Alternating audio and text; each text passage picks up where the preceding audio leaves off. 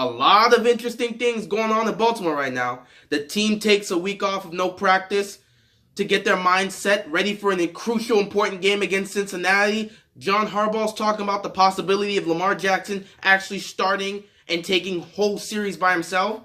And now we got this whole Joe Flacco injury in the mix. He could possibly miss the game for Cincinnati. Does that mean Lamar Jackson is going to be the starter? Or are they going to activate RG3? There's a lot to cover, but I can only keep it real. So let's get into it.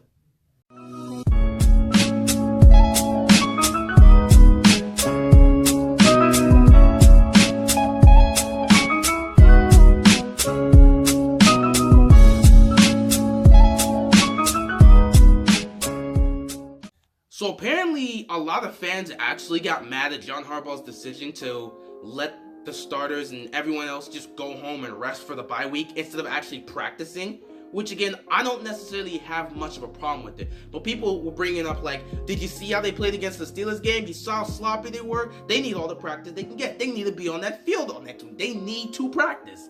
Look guys, I understand that. They did not play spectacularly well. The defense had troubles getting off the field, and the offense just sputtered out as usual. But we are not healthy right now. A lot of our players are injured, and they're coming back during the bye week. This is a good time for this team to get away from football for a while, get their mindset ready, and get their bodies ready. Because when it comes back next Sunday, they are going to have to play Cincinnati with their season on the line. We are currently 4-5 in the division with a 1-3 divisional record. If they lose to Cincinnati next Sunday, the season will be officially over because Cincinnati at 5-3 currently holds the 6th seed in the AFC. And if you lose to them, not only would they have 2.5 games over you, but they would have swept you in the division, meaning that if you were to meet in a tiebreaker, they're going into the playoffs and we're out. So this game is crucial. That's why I can understand them actually wanting to rest the players, because they have to prepare for this. So that, we gotta let that go, we gotta accept it, and we just gotta focus on having the starters and Flacco get his mindset ready for Sunday. Speaking of Flacco, apparently there's been reports that this guy has a hip injury that he suffered during the Steelers game, meaning that during this bye week, he's gonna have to, he's gonna be dealing with this injury, and there's a possibility he might actually not play next Sunday against the Cincinnati Bengals. That's an issue. If this is our last chance to make the playoffs and Flacco might not be there to play, what's gonna happen now? Does this mean they're gonna have to start Lamar Jackson? Because this is a crucial game.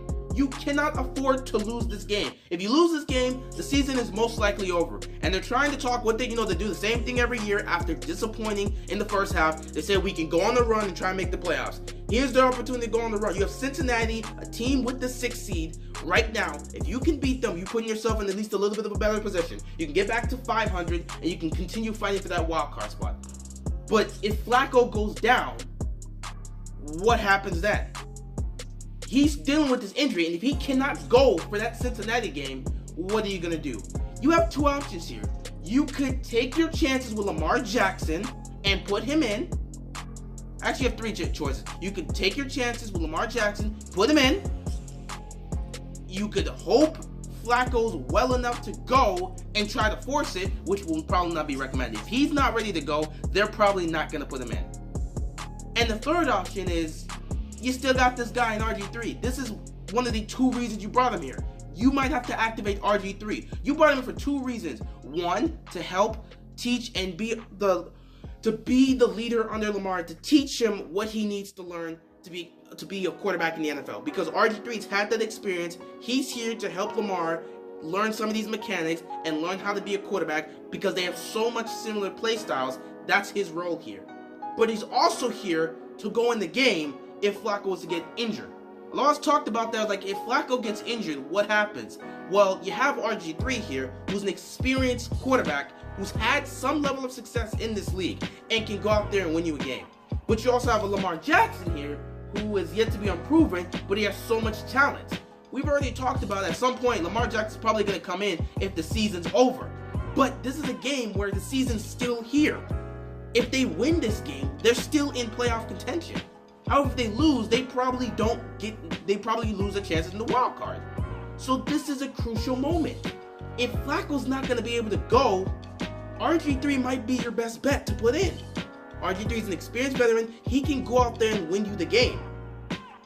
So now this comes up with the whole thing. If Flacco's not ready, do you take your risk with Lamar Jackson, or do you go with the experienced RG3 and put your faith and confidence that he can go out there and win this game at least until Flacco can get healthy and come back and we can still be in contention? This is a very crucial moment for them.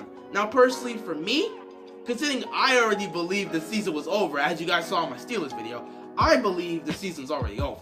So, you might as well start Lamar. We're already seeing what all the other rookies doing. Rosen hasn't been great. Allen hasn't been great. Sam Darnold hasn't been great. Baker Mayfield's been pretty solid, but he's in Cleveland and they keep losing games. So none of the rookies have had impressive rookie seasons. And Lamar is the only rookie quarterback who has yet to actually start. So, well, besides, for a first round rookie quarterback, let me not talk about that's Steelers thing. But yeah, I'm saying he hasn't been the only first round rookie quarterback to not start. So since I was personally believing that the season's over, you should probably put Lamar Jackson and see what you can do. However, it might be the smart choice. If Flacco's not ready to go, you might have to put in RG3. RG3 has the experience. RG3 can go out there and win games. RG3 can get it done, at least for this game. Assuming Flacco's healthy enough to come back the game after that, then it should be fine. Now, if that's the case, now you gotta switch it up, because the offense that those two can run is not the same offense that Flacco would usually run. So now you have to cater for them, at least for this week. Now, whether they choose to go the Lamar path or the RG3 path, assuming that Flacco's not able to go, they have to choose one. That means you're going to have to change up the offense a little. The way I see it is that you're going to have to run a lot of 3 wide receiver sets for the most part.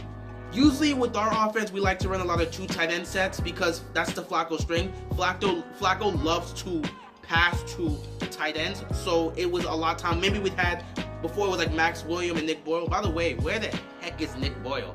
What's been going on with Nick Boyle and Max Williams? They're just not out there anymore. It's now Hayden Hurst and Mark Andrews, which I have no problem with. But if that's going to be the case, they're going to be gone next season. I at least would assume that. But yeah, it would be those 2 tight end sets that Flacco would usually like to run. We did have occasionally the 3 receiver sets right there, where all John Brown, Willie Snead, and Michael Crabtree will be in. However, it would be a lot similar to that, but from Lamar specifically, Michael Crabtree should not be one of the 3 main receivers out there. Now I know that doesn't exactly probably question, like, why would you take out Michael Crabtree? Isn't he one of your main 3 guys? He's definitely should be out there. Oh yeah, he's gonna be out there, but he should not be one of the 3 main receivers. The way I see it, the 3 main receivers that should be out there for Lamar is Willie Snead, John Brown, and Chris Moore, with Hayden Hurst as your tight end. My reasoning for this is because we saw a lot in the preseason. This is who Lamar had to work with. So we see that he have grown some chemistry with 2 different receivers. He's grown chemistry with Hayden Hurst, as we've seen so far, and he has grown chemistry with Chris Moore. Those 2 have grown a chemistry where we've seen that in the preseason. We've seen sparks of it, is where he seems to be his go-to receiver. If you're going to go with Lamar, you're going to want to spread out the offense. So you're going to want to run that 3 wide receiver set. You have Chris Moore, Willie Snead, and John Brown, because they are all fast guys. Willie Snead can move the chains. Okay, he's a 3rd down type of slot receiver, so we get why he's out there. But John Brown and Chris Moore, they can take it the distance. They are speedy receivers, and we've seen the development Chris Moore's had. We all believe that Chris Moore should definitely get more time and more snaps in the offense. Well, if Lamar Jackson's going to take over as a starter, at least for this game, assuming Flacco's not there, Chris Moore should be one of the main 3 receivers. Because again, with Michael Crabtree, he's a possession receiver. He makes those tough 50-50 catches. He makes those red zone catches. But the dude is not fast. If you're going to put Lamar in, Lamar's play style is fast, and he needs speedy receivers to go with that. We know what John Brown brings to the table. We know how Willie Snead is fast, and he can move the chains on 3rd down. And we know Chris Moore has got speed as well. Michael Crabtree doesn't have that. So at that point, if your best chance with that is that you want to have those 3 guys out there, and you want to have Hayden Hurst, who's also a speedy tight end out there, who's gained chemistry with Lamar Jackson. If we're doing this, you have to do what's going to help Lamar Jackson, and this is the best way. You have to run a lot of sets like that. We're going to do some read options. It's going to be that similar way. And I can see the same for RG3. Unless, I mean, with RG3 specifically, it doesn't mean you necessarily have to take out Crabtree for RG3. But for Lamar Jackson, because he's not really experienced yet in the NFL, you want to play to his strengths. For RG3, you can run the similar type of offense with Flacco, like with Flacco's system, except it's not really going to be more of a 2 tight end type system. RG3 can also spread the field. He's kind of like a spread. It's a fast-paced offense for him, and it's better to spread the field for him and give him an opportunity to take off as well. So you may want to have speedy receivers, but it's a possibility with, at least with RG3, Crabtree can still be on the field because you're going to need that red zone threat. I'm not saying Crabtree's not going to play if Lamar is the quarterback. I'm just saying for majority of those snaps, you're going to want to have Chris Moore out there because this guy has clearly built a connection with both him and Hayden Hurst. That would be the best way, at least I see it. I don't know how you guys are going to react to that. You might disagree with me, but at least believe that if Lamar Jackson is going to be the one to play against Cincinnati, it might be better to move Crabtree to be our 4th receiver and put Chris Moore to be our 3rd receiver and have those guys out there, and also just have 1 tight end out there, which means not less time for Mark Andrews, because again, you know, Mark Andrews also, it's just going to be alternating between the two. I don't think we're going to run a lot of good 2 tight end sets out there with those two. It's better if it's 1 tight end for Lamar and 3 wide receivers. That seems to be working better with Lamar. At least I saw that in the preseason when he had at least 1 tight end out there. We saw what he did with Hayden Hurst in that Hall of Fame game, and we saw what he did with the Redskins game when he had Mark Andrews out there. It was the same 3 wide receiver set out there that seemed to be effective right there. Because yeah, Mark Andrews is a great tight end. You might, sometimes you want to have Hayden Hurst out there. Sometimes you want to have just Mark Andrews out there. If this is the system you're going to run for Lamar Jackson, at least for right now, until you can fully establish the offense you want for him, you have to work to his strengths. You have to create the offense that's going to best be effective for him. This is what I feel like they're going to have to do if Lamar is going to be the starter next week. If RG3 is going to be the starter, you can still keep Crabtree, but it's quite similar to the same way you would do with Lamar. Now, I don't know how it's going to turn out, and I don't know what's going to happen, but if this is the situation we're in, you're going to have to create the offense at least to be able to work to Lamar Jackson's strength. Overall, for me, I'm saying start Lamar Jackson if Flacco is a no-go for Cincinnati. Because I've already put out that I believe the season's over. But for Baltimore, since they still believe it, your best option, honestly, go with RG3. This is the time to activate RG3. This is one of the 2 reasons you brought him here. Put him on the field. It's an experienced veteran. He knows what he's doing. Let him go out there and try and win this game for you guys. Other than that, really, mostly, yeah, that's basically about it for that topic, because it's just kind of confusing. We don't know if Flacco's going to be a go for Sunday. They just got to be prepared. I feel like if Flacco comes back into practice next week and he's still majorly dealing with that injury, then already they need to prepare for what they're going to do. They have to immediately announce that Flacco's a no-go, possibly. We're ready to go move on with Lamar Jackson, or we're ready to put in RG3 this week. They have to start preparing for that. Because if Flacco's not ready to go, you can't just throw Lamar out there, or just throw RG3 out there and be like, well, guys, here you go. Try and win the game. It's just not going to work like that. But honestly, I just want to see Lamar Jackson out there. I mean, at this point, since I already believe the season's over, just put Lamar Jackson out there. Let's just see how that goes. Just put Lamar Jackson out there. Alright, we'll see how it goes throughout the next couple of days. We'll hear from them. The next couple of games for this week are probably coming out. We'll see what happens next week in practice. We'll see how Flacco's injury's going. But this hip injury came at not a good time for Flacco. Because if I'm going to be brutally honest, this injury coming right now is the worst moment for Joe Flacco.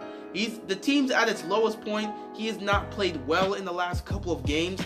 And with an injury coming now, this could be his final days in Baltimore. Because if they put in Lamar Jackson and he takes off and he's successful and he starts winning, I don't see them putting Flacco back in. That might end his Ravens career here. This could be it for Flacco. So he's got to be careful how he handles this. Honestly, if I'm Flacco, I would have to rest. I would have to heal, and I have to make sure I can do everything I possibly can to be able to play on next Sunday at home against the Bengals. Because if you let this kid come in there and he shines, it's a wrap for him.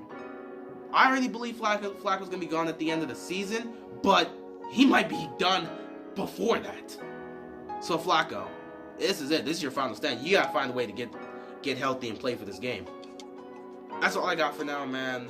It's my first time really doing this, so I know this is going to be garbage because I have no setup and I have no way to do this. I'm just putting it out there, trying to keep it real, see how that goes. So, it's going to be crap.